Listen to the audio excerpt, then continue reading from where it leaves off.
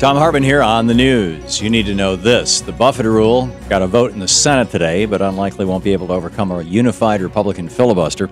President Obama's proposal will force millionaires and billionaires like Warren Buffett and Mitt Romney to pay at least the same tax rate as working Americans. Currently, America's super rich, like Mitt Romney, take advantage of loopholes created by the Bush tax cuts and pay far lower rates than even a lot of middle-class Americans. Making the Romney rich pay their fair share in taxes has been a rallying call by both Democratic and Republican presidents in history, from Franklin Roosevelt to Ronald Reagan to now Barack Obama. Unfortunately, now that the rules of the Senate have been changed by the Republican minority to require 60 votes to pass anything, no tax reform will get through the Senate. And now that the wealthiest House of Representatives in history was elected with over $300 million in corporate spending in 2011, multimillionaires Paul Ryan, Eric Cantor, and John Boehner refused to consider any sort of tax increases because multimillionaire lobbyist Grover Norquist won't let them. Republicans are pushing the media to focus on a $600,000 GSA scandal and whether or not Secret Service agents hooked up with prostitutes rather than actually making our economy work for the middle class again. Our democracy is screwed. We're just now finding out that at the end of last year, an anonymous donor gave Karl Rove's Crossroads Super PAC a $10 million donation to run ads against President Obama. Thanks to the Supreme Court's Citizens United decision and the Wild West nature of political spending now, that $10 million donor will likely remain completely anonymous. Could be a person, a corporation, a special interest group. Could be Mahmoud Ahmadinejad, for all we know. During the 2010 midterm elections, there was another anonymous donor who gave $10 million to defeating Democrats, suggesting that the same person may be responsible for the two biggest buy-offs in American political history. We have the super wealthy choosing our politicians, and the worst part of it is we have no idea just who the heck they are. In the best of the rest of the news, Mitt Romney may be the Republicans' guy for president, but he's not the Tea Party's guy. In an interview with the conservative Daily Caller, Tea Party nation Judson Phillips had a message for the presumptive nominee saying, "The Tea Party is not going to coalesce around Romney.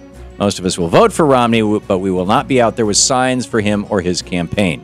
Of course, after Romney shakes the Etch-a-Sketch and portrays himself as a moderate against President Obama in the general election, then even the Tea Party votes might not be a guarantee anymore.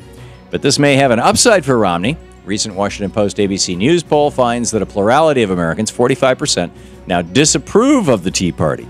And the more Americans hear about Tea Party policies like ending Social Security, the more they dislike it. The corporate screw job at Twinkie makers Hostess continues.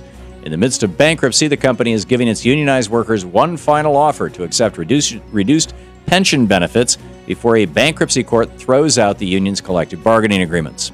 The company wants its workers to accept a pension cut of more than 75% and accept new workplace rules that could pave the way for layoffs. Teamsters Union, representing the workers, rejected the offer. Last year, Hostess looted its dwindling cash reserves and gave its 8 top executives an 80% pay raise as the company was heading toward bankruptcy. And now Hostess wants its rank-and-file workers to pay for the fat cat's bonuses. Something to think about next time you consider purchasing a Twinkie. House Republicans are planning to gut consumer protections for millions of Americans. Last week, the House Financial Services Committee, chaired by Representative Spencer Baucus, who himself is under investigation for insider trading, released their plans to cut consumer protections. First, House Republicans want to get rid of the government's power to wind down big financial firms without having to bail them out. This was a new power given to the federal government in the Dodd-Frank Wall Street Reform Law passed after the financial meltdown of 2008. Republicans also want to end the White House's foreclosure prevention program aimed at keeping struggling homeowners in their homes. And they want to cut the Consumer Protection Bureau's budget by 2/3. What does all this mean? More profits for giant banks and the Republicans' friends on Wall Street, and more fees, fine print, and predatory lending for you and me. An international incident could be brewing in South America. On Friday, the Spanish government delivered a warning to Argentina, threatening that Argentina will become an international pariah if it moves forward with nationalizing a Spanish energy company. The energy company, YPF, one of the largest oil and gas producers in Argentina, was bought out by the Spanish company Repsol in 1999. But now Argentina wants to take back Repsol's 57% share of the company and hand it back to the Argentinian people. Spain's foreign minister took the threat a step further, saying that plans for nationalization would be seen as aggression against the Spanish government as well. Regardless of the international consequences, Argentina is on the right track, and all countries of the world should work toward nationalizing their natural resources. And finally, the number of corporations and organizations to cut ties with the American Legislative Exchange Council, ALEC, has reached 10. At the end of last week, American Traffic Solutions became the 10th ALEC member to jump ship in the face of a boycott led by several progressive organizations. ALEC is calling the effort against them an intimidation campaign, but considering that ALEC is the leading force behind both the Shoot First laws and the new voter ID laws that knock millions of Democratic voters off the rolls, the only intimidation campaign out there is the one ALEC is leading against American voters. And that's the way it is today, Monday, April 16th, 2012. I'm Thom Hartmann on the news.